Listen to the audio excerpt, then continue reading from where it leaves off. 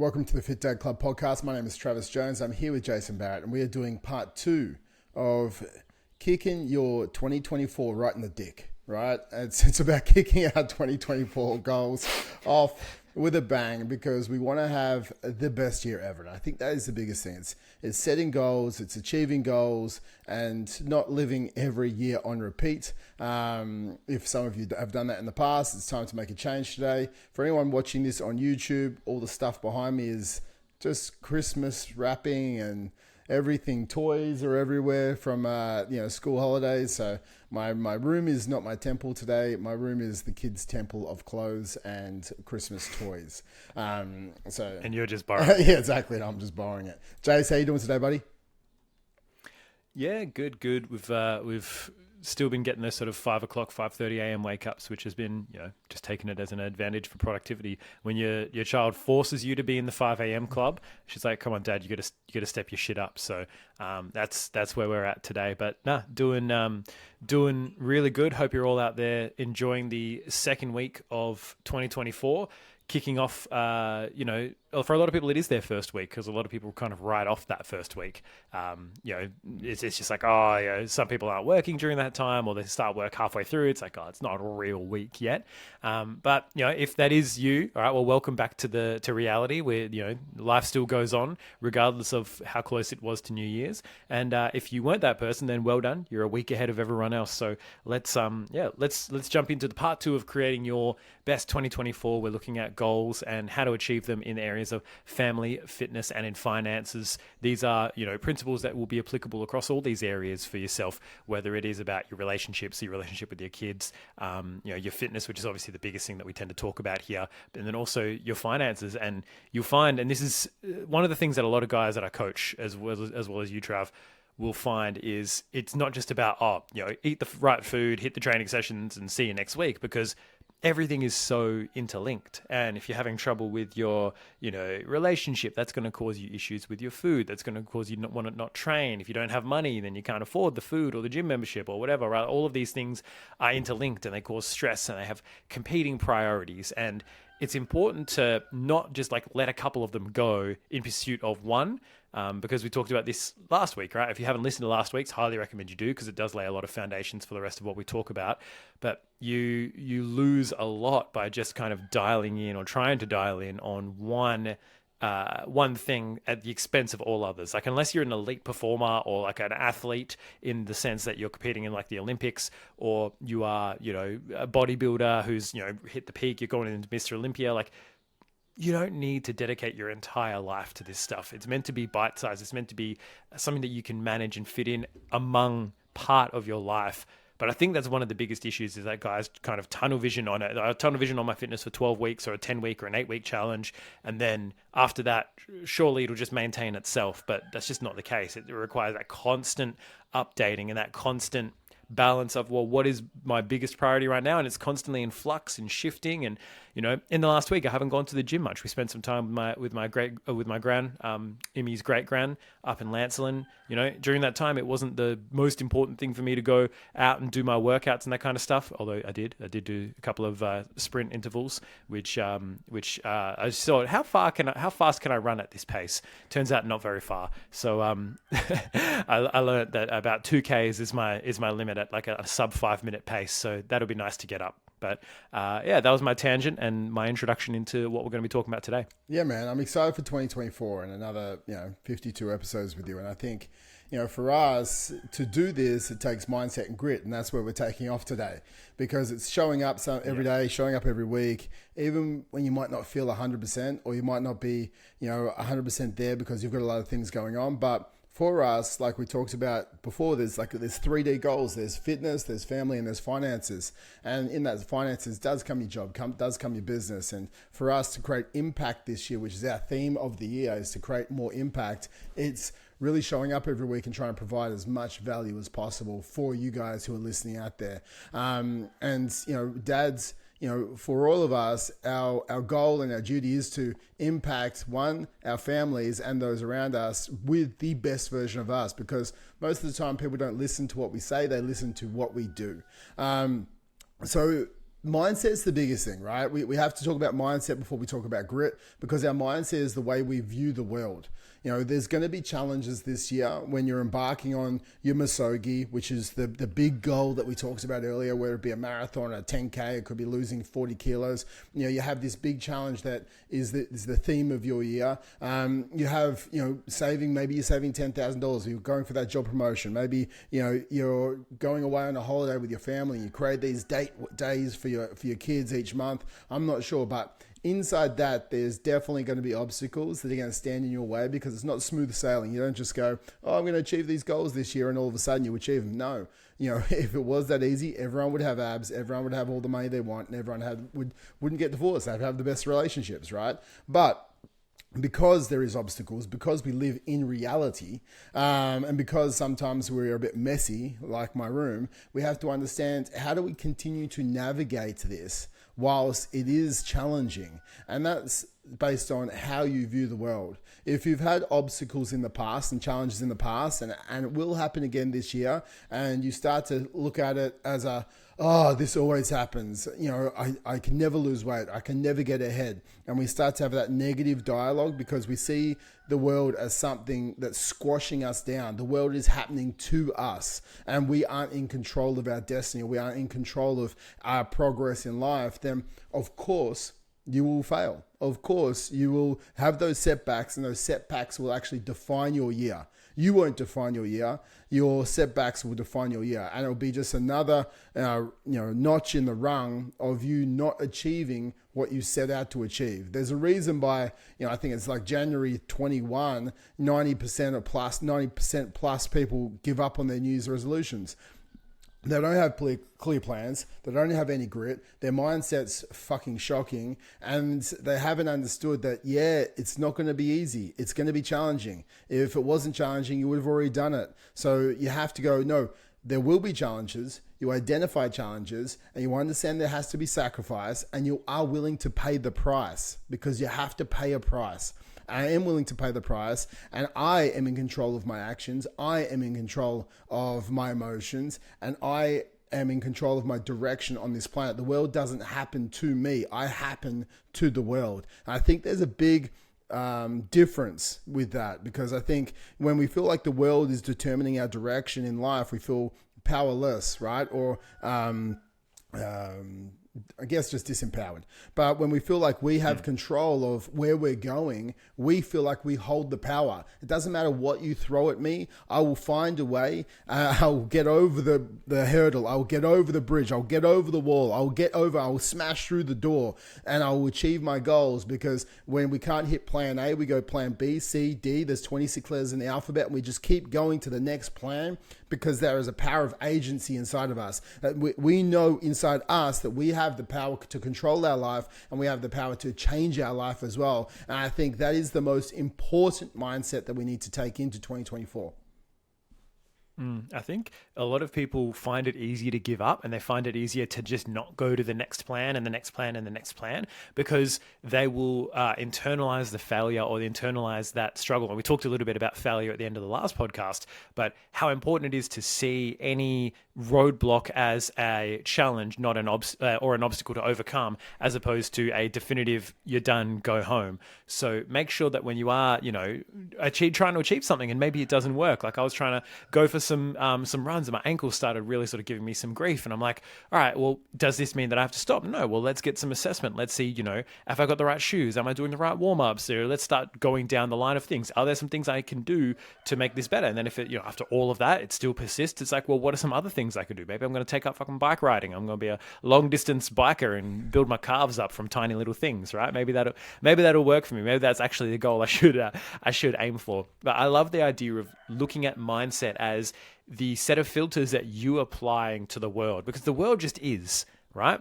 It's not good or bad, or it's indifferent. The world just is. Things are just going on. We're the ones who give meaning to stuff. We're the ones who create meaning out of all of the stuff that's going on. For some people, it might be like, well, because my moon is in Libra and my sun is in Taurus, that's why all of these things are happening to me. And because I was, because my parents were Geminis, that's why. Like, that might be it for some people. But that's the meaning that we're giving to things. the meaning that you give stuff is way more powerful than just the stuff happening. The meaning that you're giving to shit, the internal dialogue and monologue that you've got going on that's going, hey, well, hopefully it's just a monologue. If it's a dialogue, you should probably see someone, you know, you've got two voices going on in there. I guess you do. You've got the fat dad and the fit dad, so maybe it is a dialogue. But having that filter and the awareness of, hey, I'm filtering this. What am I filtering it through? You might be filtering the world through your experiences of, it never works for me. Nothing works out. I've got to be an Aussie battler. I've got to, you know, everything's got to be hard. Nothing comes easy, right? All of these filters that you've picked up along the way for whatever reason. It might be from your parents. It might be from just tough experiences that have taught you that you've got to not expect anything good to happen because it never really does and it always gets taken away. And by expecting that, you create it. You create a lot of self-fulfilling prophecies in your life. So the first thing that you need to do, as Trav was saying, is you've got to evaluate your mindset and what I would consider to be your filters, and maybe clean those filters out like you would for your car or your aircon or anything else, and go, what shit is clogged up in here? Why am I filtering the world in this way? Right? Everyone has the same 24 hours in a day. Why are some people doing it and some people not? Some people have the constraints and they're still making it happen. Some people don't have the constraints and they're still not making it happen. Why? What are those filters that I've got in place? How am I looking at the world that's causing me to choose these actions or to choose to give up? Because it's a choice at the end of the day if you're not willing to take full control of your life. And that is not to say, like I said, randomness happens. We say it all the time. Life and randomness, like randomness never doesn't happen in life. It's always going to be there. So you've either got to, as Trav said, take the reins of your life and take control and say, I'm going to do, regardless of how much it is you think that you have control over, take control over that part. Take control over the stuff that you do have control over and scale it up from there. But first you've got to evaluate, what are my filters? What is the shit that I'm filtering out that might be positive? And what is the stuff that I'm focusing on that might be negative? Completely agree, mate. I think like if we understand that it's going to be hard rather than it's going to be smooth sailing, because it's definitely going to be hard, guys. You're trying to change the trajectory of your life. And we're trying to change the trajectory where we're already going on and shift it upwards. Well, you're going to push outside your comfort zone. That means we need to really try and cultivate grit, right? And I think this is the biggest thing. People need to get more gritty. They have to understand that the 5 characteristics of grit is perseverance. We need resilience. We need courage. We need some passion, and we need some conscientiousness. So I think, can you persevere? Like, I think that's a big thing. Most people give up so early. And I tell my guys when I coach them, there's, we're doing a Metcon and it's at, 15 minutes. We're balls to the wall. We're pushing hard. And there's 2 types of people in the world, right? There's, when I tell them there's like 10 seconds left, there's people start to wind down. They stop by the 5 seconds before and they just give up. All the other people, it's like there's 10 seconds left. And in their mind, it's like, there's only 10 seconds left. I need to push as hard as I possibly can to get as many reps out as possible. And it's like, you just have to go, which person am I being? Am I persevering and pushing to the end, or am I giving up just before the finish line? It's just like same in a running race. I tell my boys all the time, it's like run through the finish line. You don't start slowing down 10 meters before the 100-meter race. You slow down once you pass the finish line. Like that is life. You go all the way to the end. And I think that perseverance to the end is key. And resilience is probably one of the biggest things that most of us need to have. Like there's going to be so many days where you want to press snooze on your alarm. There's going to be so many days where the food you prepped is off, or someone ate your food out the fridge, or you get home and it's just the food wasn't there that you thought was there, right? And that's going to have you to create resilience in choosing, what am I going to do now? Okay. And if you start to default back to prior habits and prior behaviors, well, yeah, we're not going to have resilience, because all of a sudden we're on this quest to achieve greater things this year. We got hit with a roadblock. We default back into bad behaviors. Well, that doesn't actually help us move forward at all. We need to go, no, I look for these obstacles because in these obstacles, it gives me periods of growth. It gives me periods to overcome these challenges. And that's what I'll default back to in future times, because if I can overcome it once, I can overcome it again and again and again. And all of a sudden, your new default is overcoming challenges. And that's how resilience is built. It's built by doing hard things. So that's why, cold showers. I don't care if you do ice baths. I don't care if you do ice baths, right? I actually don't give a shit. But the really thing I do love about people doing cold showers and doing ice baths is it's fucking hard, right? And if you say the last thing you want to do in the morning is hop in a cold shower or hop in an ice bath, and it's that little bitch voice inside of you saying, don't be an idiot. Don't hop in there. It's going to be cold, because you know it's going to be damn cold. But if you can overcome that, okay, and you do something hard first thing in the morning, what that is doing is cultivating resilience. It's a learned habit. It's a learned trait. It's a learned characteristic trait that you can build inside yourself.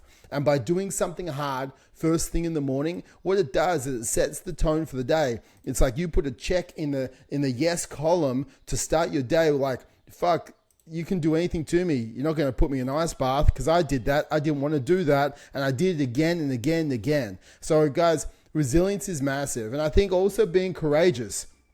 Like most of us need to have a little bit of courage. And it's not the courage of like, going and saving an animal or your child or anything like that. That's not the type of courage I really care about whatsoever. Like, do it, go for it.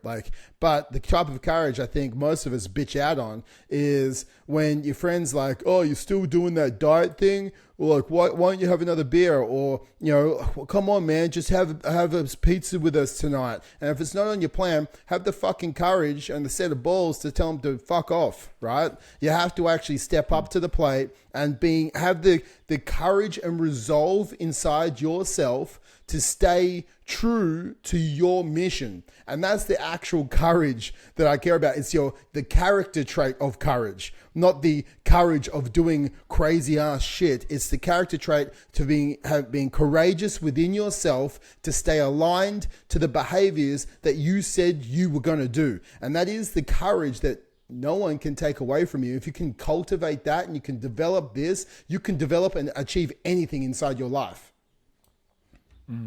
That reminds me of, the biggest thing with that, especially at the end there, was peer pressure, right? And you have either peer pressure in the positive or the negative. And we talked a bit about accountability and that kind of stuff last week. But what example then do you set for your kids? Again, even if they're not seeing this behavior, it's about being in alignment and being in congruence and having integrity regardless of who's watching, right? If you have integrity in the darkest room of your house where no one is watching you, everyone's out for the day and you're doing the things that you said you needed to do and you said you wanted to do, that's real integrity. Integrity isn't when everyone's watching you, you've got a spotlight on you, because obviously you're not going to do anything, wrong in that regard. But when you're not with the kids, it's easy to go, oh, I'll give in to peer pressure. What example then do you set? Or even when your family or your wife or your partner or whoever is like, oh, let's just get takeaway today. Let's just get KFC tonight. Let's just do something easy. And it's like, oh, the kids, oh, come on, dad. Oh, they see dad cave to peer pressure. What happens when they get offered drugs or alcohol when they're too young or whatever? I always remember a time when I was like 16 and a couple of my mates were smoking, and we're going for like a walk around the block and just like, it's like 9 o'clock at night or whatever, just typical Beachboro things. If you're from Perth, you understand. But they just kept going like, oh, go on, just have one, man, just have one. Like, I was like, this feels like a one of those like commercials or like the plays that come into schools and say, oh, come on, just have a cigarette, bro, don't be a bitch. I was like, I didn't think that actually happened in real life, but it fucking did. And I just kept going the same thing. I was like, nah, I'm right. Because my granddad died from lung cancer, right? My mum smoked for years and years and years before she quit, and it just was not great. She had a number of health issues and stuff.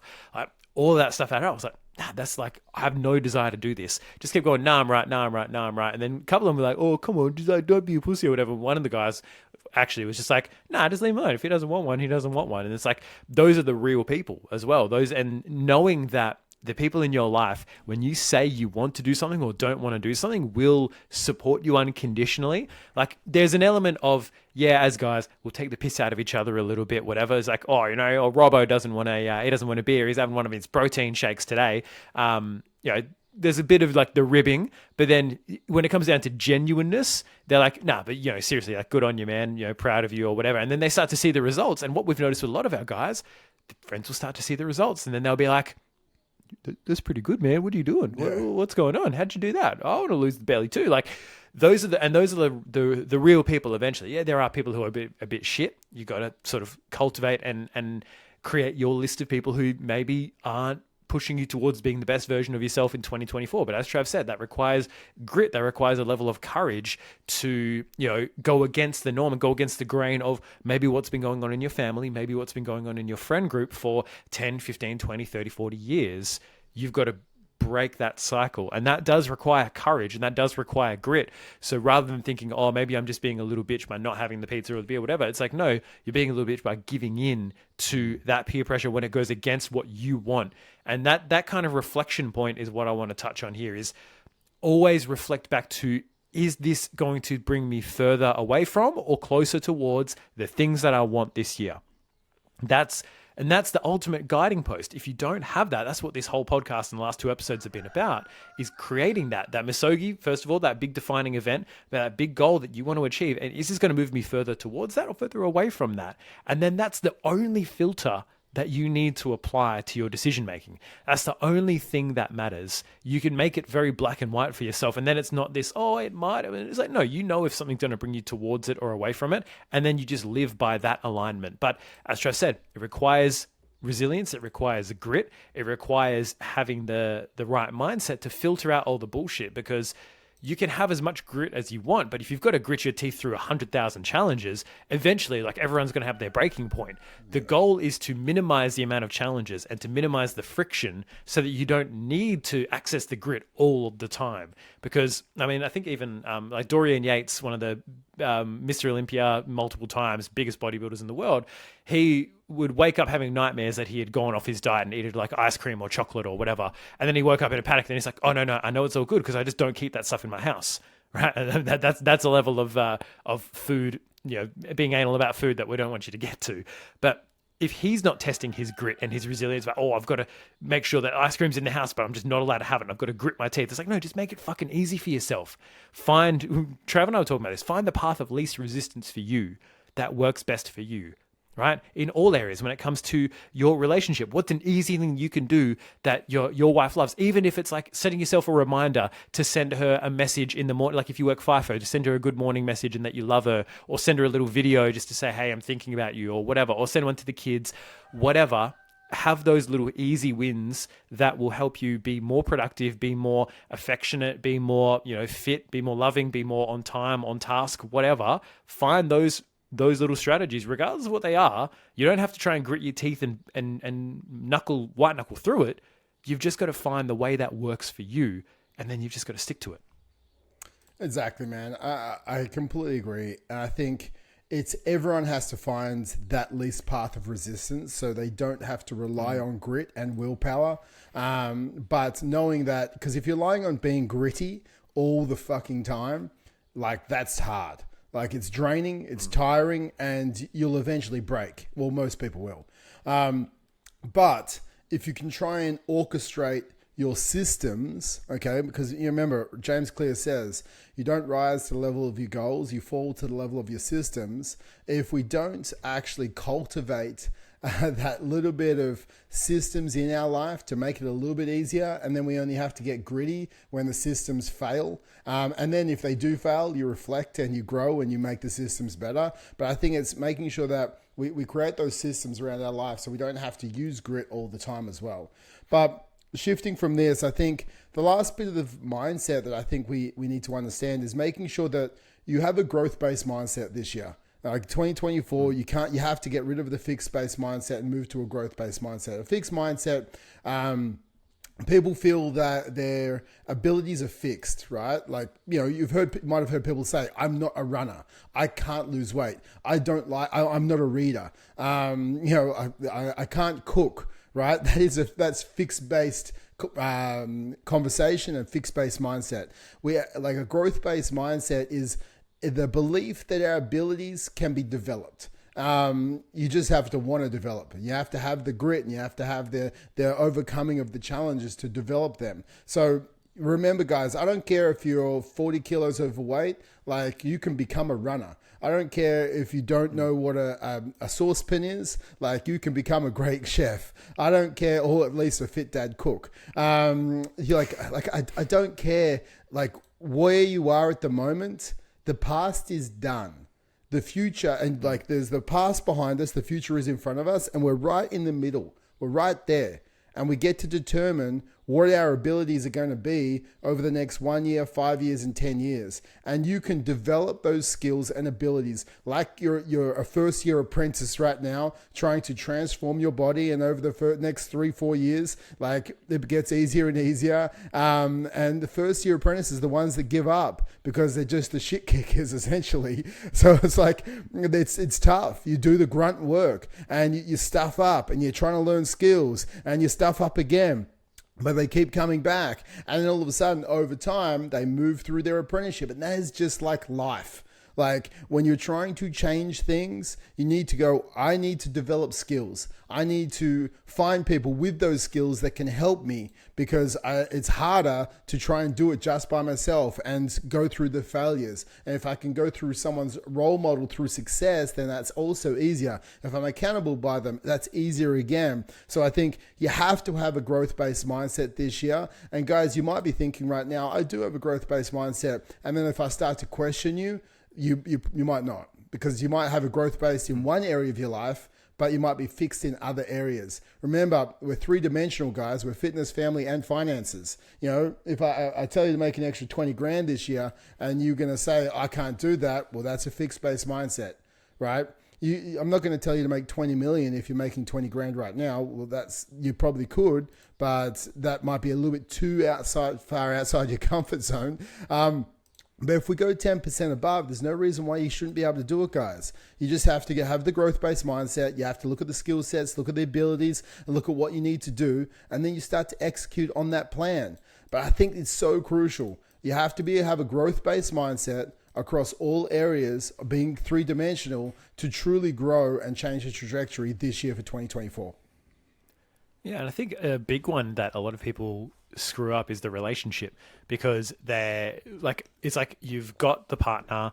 After like a couple years, you kind of settle into your rhythm, and then and this is the biggest thing we hear about. It's like you stop doing the things that won you that partner and got you that partner in the first place. You stop doing the romancing. You start farting in front of them, and then just pissing on the toilet seat and doing whatever else, other little things that just kind of add up over time. And it just reminds me of a Simpsons episode from long ago, where they talk about their mum and they're like, we think that she's kind of like the bathroom floor, which can be wiped clean, but she absorbs everything that touches her, like the bathroom rug. And it's like it just all piles up in this big squidgy, disgusting rug. It's like that's what happens over time, especially for guys with if you have a female partner. Women these things add up, and all these little tiny things that you keep doing and that you stop doing, it adds up. And there are a lot of women who will not necessarily bring it up or have the conversation with you until they're almost at breaking point, until they're really at that point where it's like, all right, I've got to go.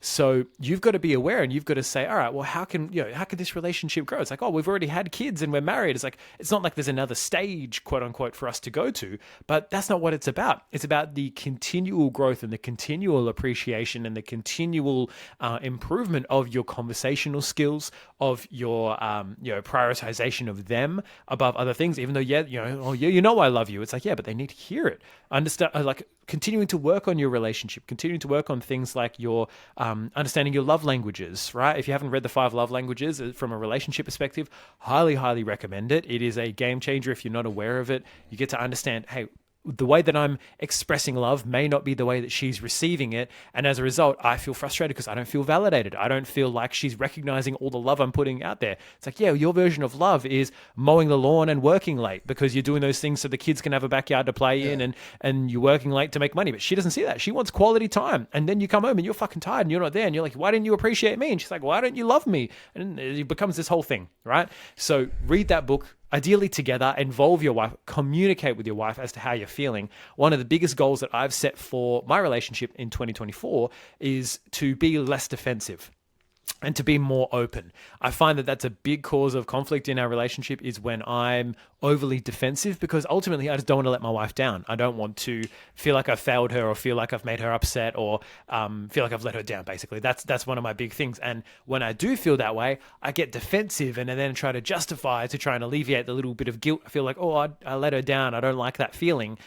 As opposed to realizing, hey, she's her own human being. I'm not her keeper. I'm not responsible for the way that she feels all the time. I can't determine, I've let her down, that's me now, I've got to try and control it and take. It's like, no, she's a human being. She's allowed to also feel let down if I don't do something, if I don't do something I said I was going to do or whatever.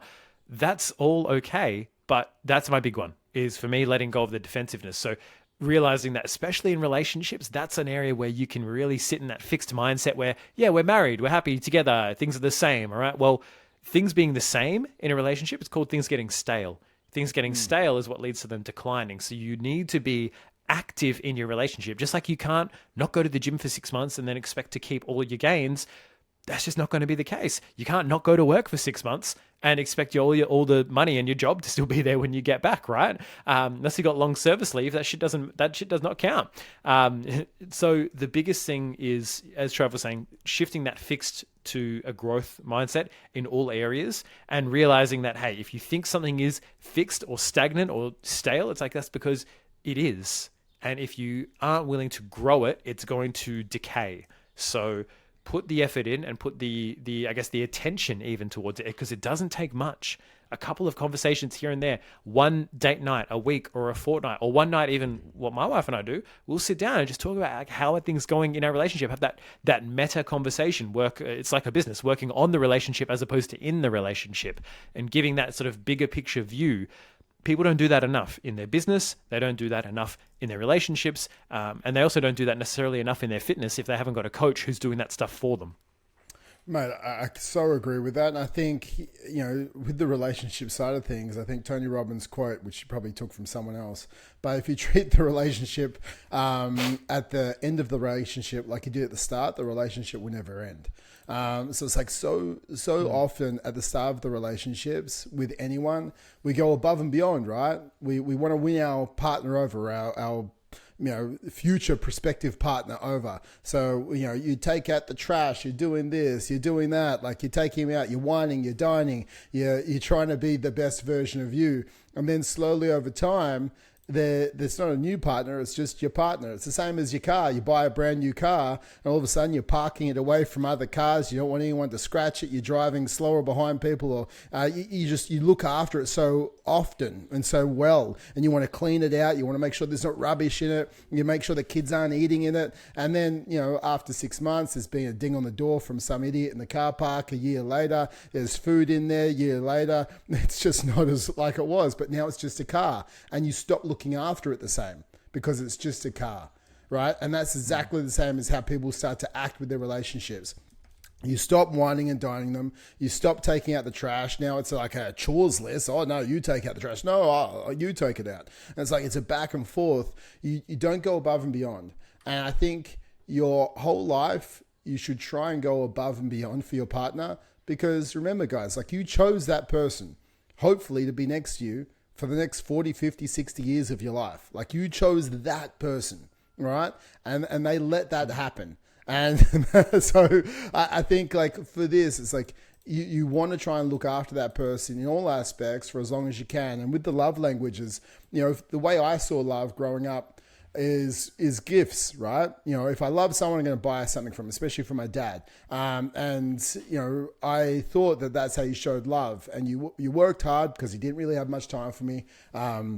I saw him once a fortnight. When I did see him, I was at his office when he was working, and he would try and buy me something. And, that's how I sort of would live, right? Like, I was buy gifts. I buy an expensive watch, or I buy, earrings or a necklace. And Liv is not a gifts person at all. And I was like, why aren't you wearing the watch? And then because I would buy her something and then she wouldn't wear it, it would actually cause conflict internally inside me, making me not feel loved because I was trying to express love through gifts. And then when she didn't validate that love by wearing it, it then caused me to have internal friction saying, why doesn't she love me? Why, which I know is ridiculous, but this is our internal dialogue, guys. So what I had to understand is by reading the book, The 5 Love Languages, Liv's love language, her biggest one is acts of service, and her second one is physical touch, right?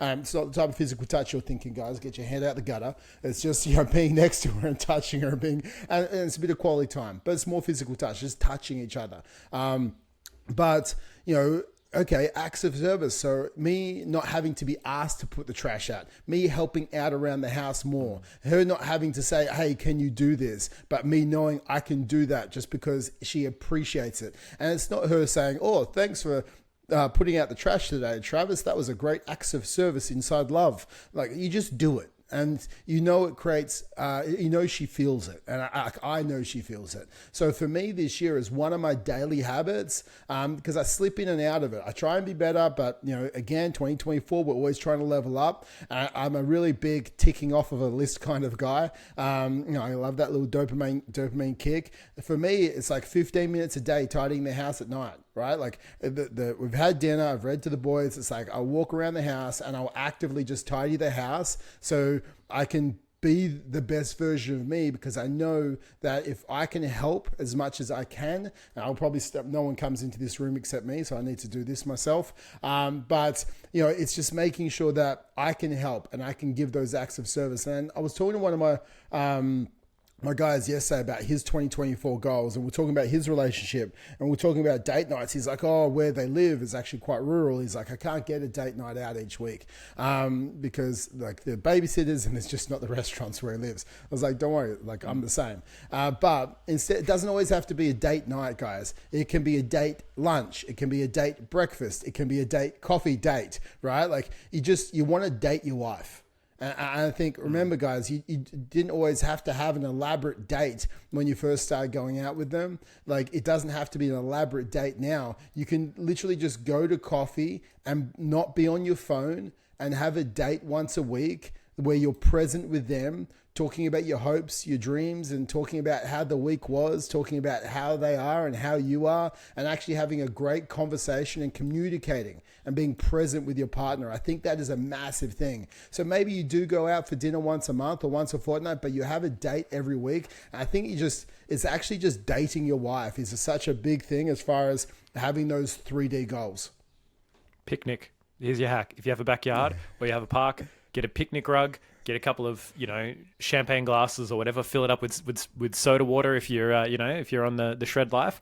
Pack a couple sandwiches, couple pieces of fruit, crackers and cheese, whatever, chicken sandwich. We do that all the time. Take that out to Kings Park up in here in WA. A couple of times we've done that. It's like, or even just in the backyard, like do something like that. That's an easy way, just changing the environment, doing something a little bit different where you've just got that time to look each other in the eyes and chat without your fucking phone. That's probably the biggest thing. Put the phone down. Here's a number one hack for all dads. As soon as your wife is talking to you, put your phone down.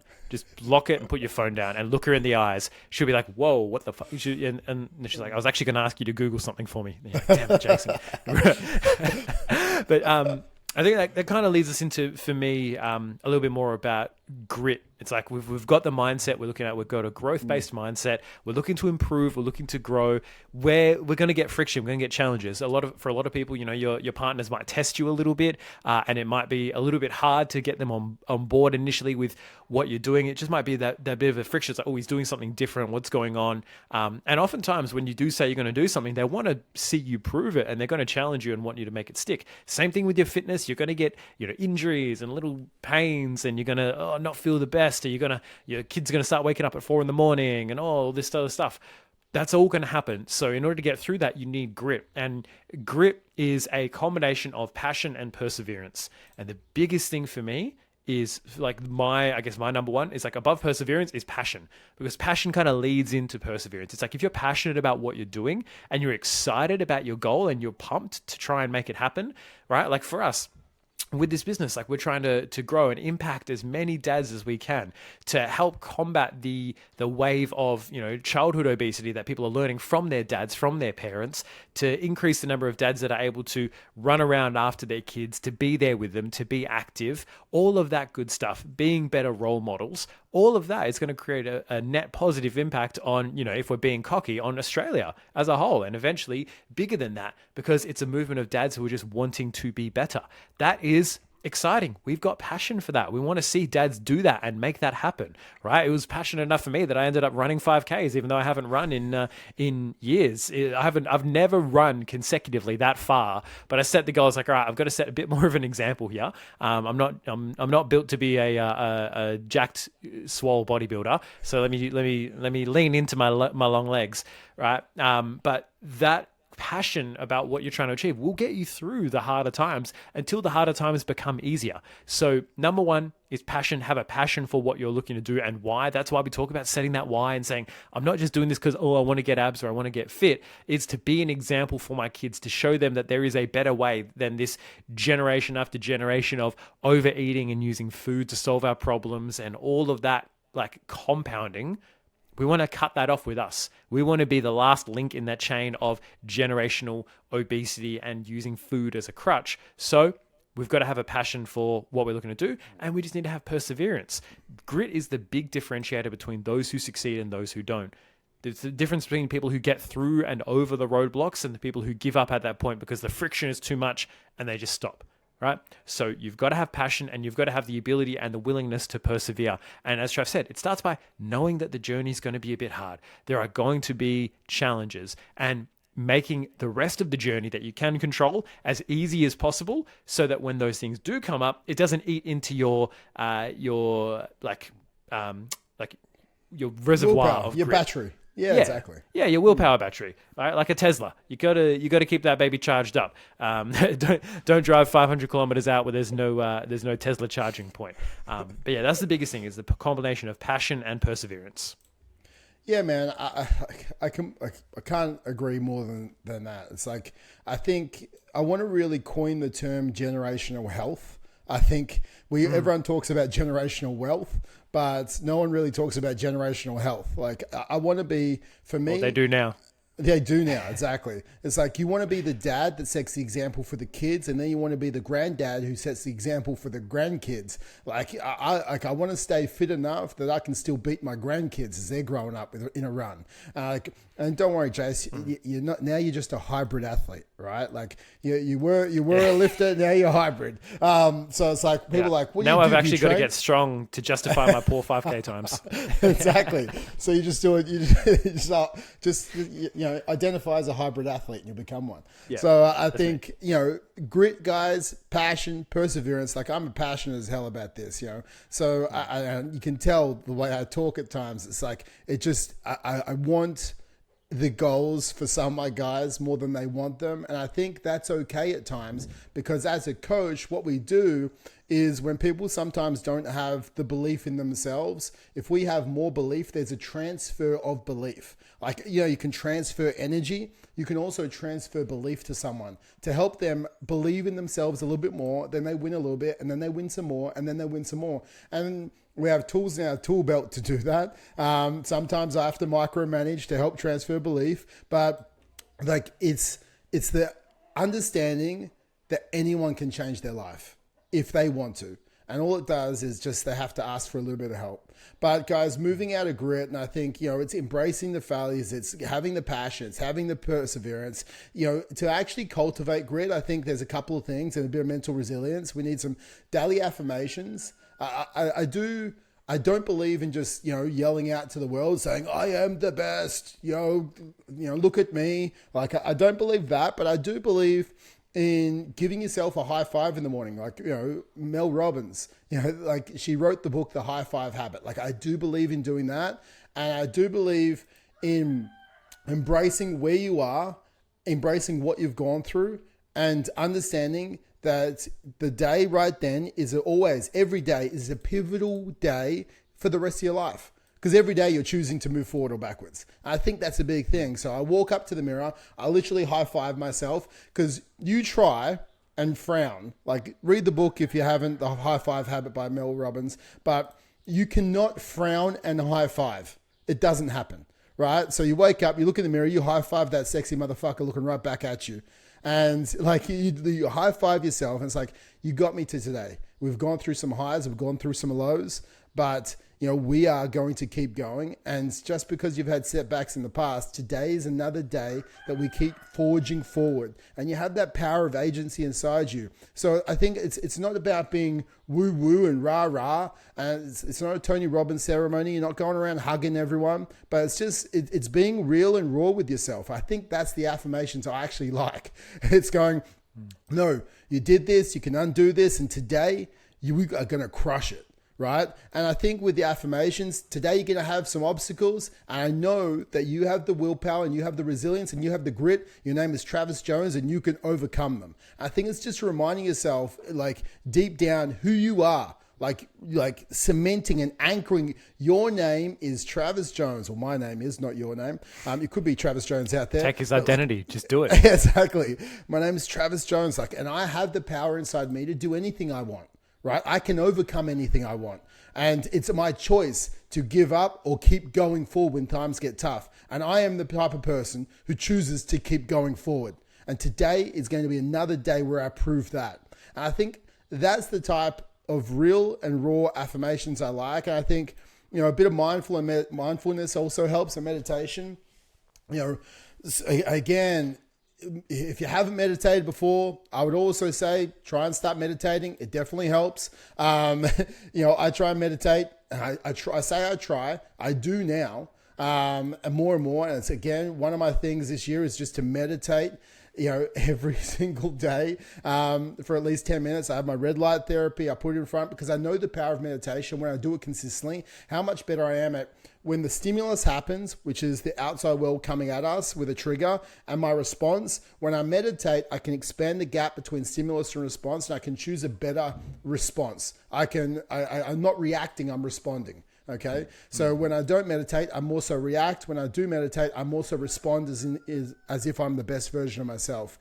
And it just allows you to be more calm as an individual. So I think a bit of meditation definitely helps. If you haven't meditated before, reach out to us. We'll help you out with some different meditations, some guided meditation. It's not woo-woo. It's not rah-rah. It's actually proven in science to make you a better person. And I think then lastly, to cultivate grit and mental resilience, it's find some role models. Find some people you look up to. Find some people doing the things that you want to do. Follow them. Look at how they live their life. How can I incorporate some of these things into my life the way they are? You're not trying to carbon copy someone, but you're trying to get tips, techniques, cues, and guidance of people who are being successful in areas that you want to be successful and modeling their success in your way. I think that's a big thing as far as really cultivating the grit on a daily basis. 100%.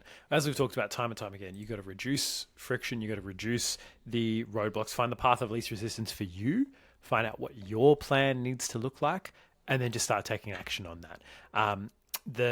For me, consistency with this kind of stuff, it all comes down to that big goal, having a big vision, having the misogi, having the thing that you're striving towards. It's just when that is top of mind, as best as possible. And then this is what meditation and mindfulness are really good at, is bringing you back to center, right? If you think about, going to be another sort of weird analogy, but thinking about your computer, how often, when was the last time, for most people, they turned off their computer or even turned off their phone and actually sort of powered it all the way off? Probably a long time for a lot of people. And it's well, no wonder it's fucking struggling with all of this stuff and all these background processes and tabs you haven't closed for weeks going on.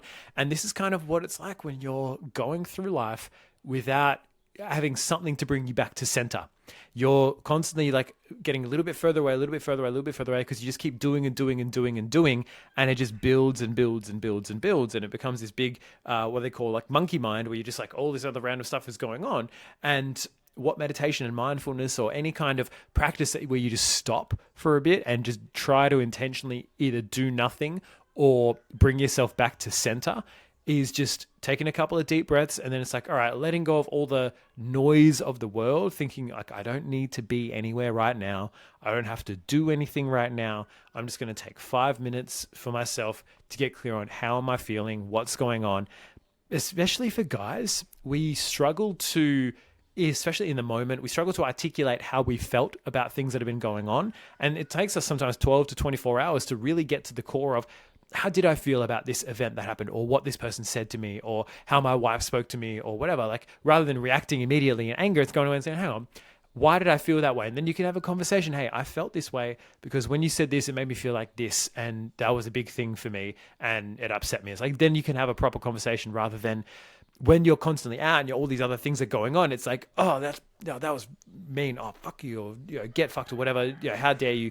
All of those, how dare you was probably, what? We're from the medieval times. How dare you say this to me? Like, how dare you, wench? No, don't call your wife a wench. That's number one tip to, don't do that.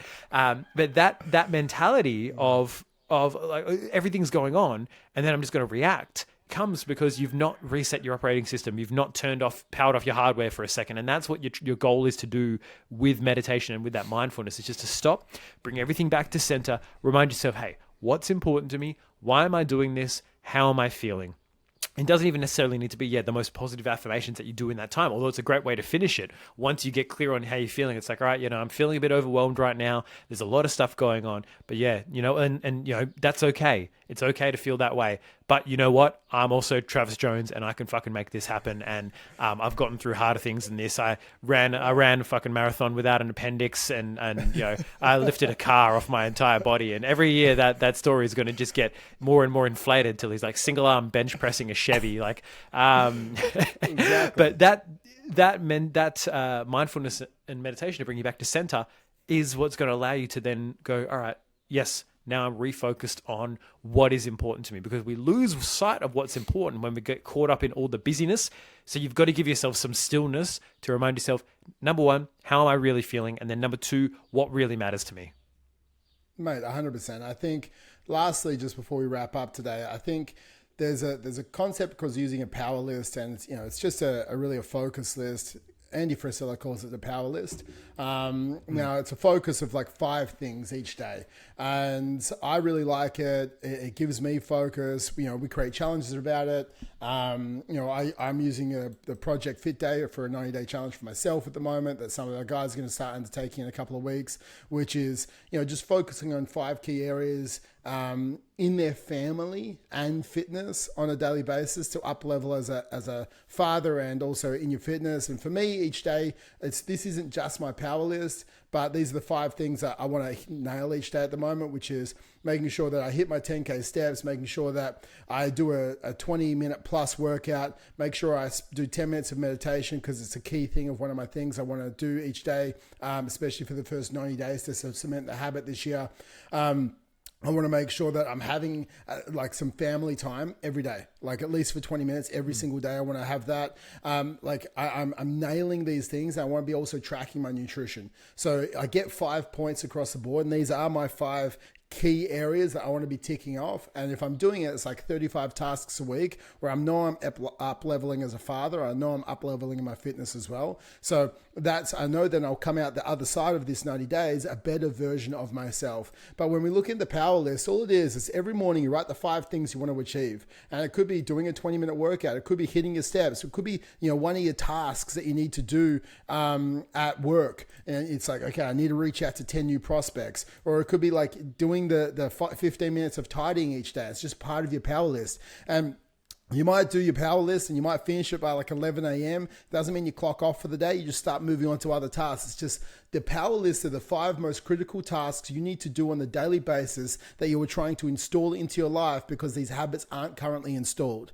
So you're installing them in there and they're key to you moving forward as an individual. And as they evolve and as they get cemented inside your life, you can adapt this power list and put new things in that sort of daily focus as you're trying to continue to shift your identity upwards and and onwards to become the best version of you. So it's writing it out every single day. It's not just having it there and writing it out once and looking at it. It's like writing it out every single day. It's ticking it off every single day and executing on those 5 key areas or 5 key things that is the list that, you know, if I do these 3 things, I am up leveling in my family, my fitness, and my finances, and I'm moving forward towards the best version of me. And as you go through the next quarter and the next quarter over 2024, you continue to up level and you continue to grow and become better and better.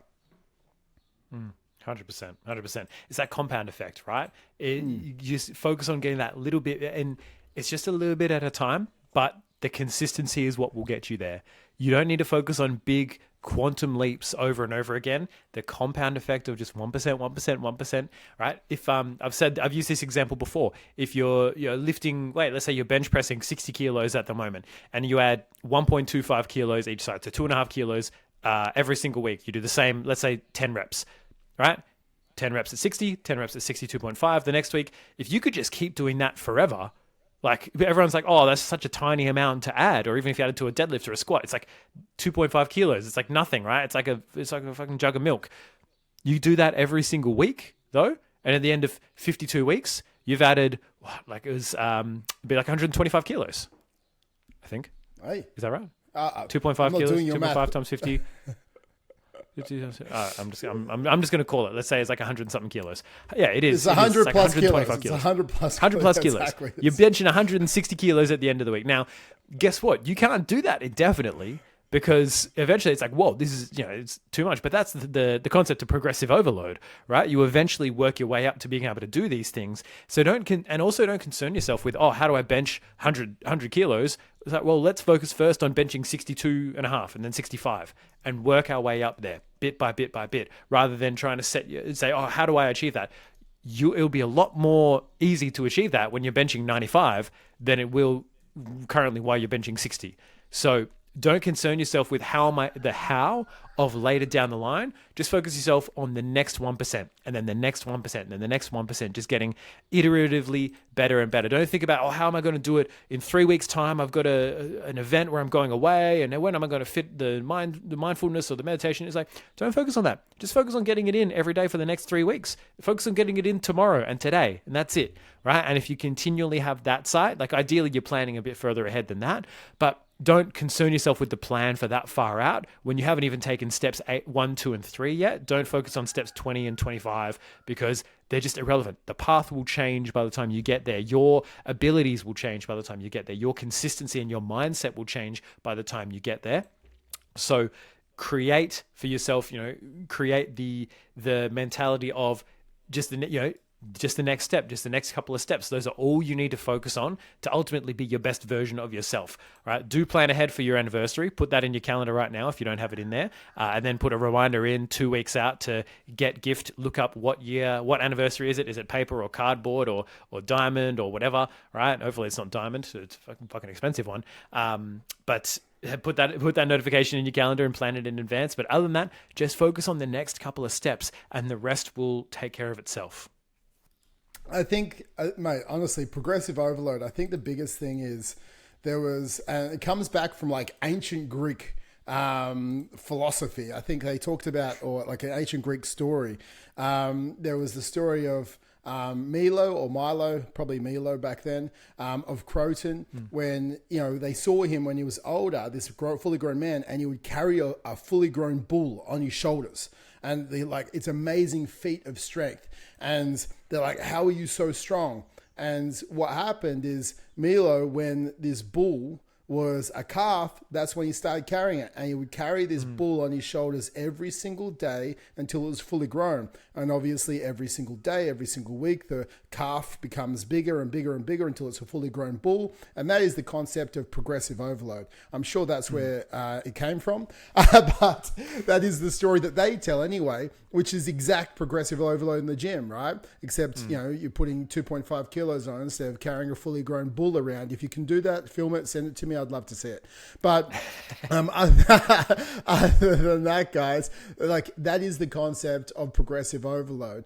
But that is for us how to set your 2024 goals out today, guys. I hope you understand the power of mindset, grit, resilience, the power list. It's understanding role models and success. So hopefully you listened last week and really trying to create that 3D plan around your family, finance, and fitness. If you need help with this, if you feel like there is a gap between where you are and where you want to be, and you're currently like, how do I get to where I want to be? I don't know the roadmap. I can't put it into Google Maps. It's taking me on detours. I keep getting lost. I'm broken down. Then go to fit-dad.club, book in a call, let us have a chat to you about where you are and where you want to go, and we will actually help you understand the exact roadmap to success, and we'll coach you there as well. So go to fit-dad.club, let's jump on a call to help you out. We want to make 2024 your best year ever, guys, and leave us a 5-star review, leave us some comments, tell us what you want us to talk about this year, guys. But that is the roadmap to success for you to have this year as your best year ever. Yeah. Another one as well is if you do know any dads who you think are crushing it, that you'd love us to have a conversation with, to bring on the podcast to hear their insights as well, let us know. Send us a message, comment on the video, comment on the page, do whatever. Because we're happy to have more dads, more different perspectives on that are doing really well. And it doesn't necessarily have to be fitness, but in multiple areas of life. So we can have a bit of a conversation as well. So let us know who you'd love to see on, or more about what you'd love to hear us chat about, and we'll go from there. But like Trav said, go to fit-dad.club. Let's make 2024 your best year ever. Doesn't just have to be about fitness. We'll help you in every aspect of life. That's the goal, because it's not a vacuum. So come on in, enjoy, join the team, and we'll look forward to smashing this year with you. And that's it from me. Too easy, guys. We'll talk to you next week. Have a great week.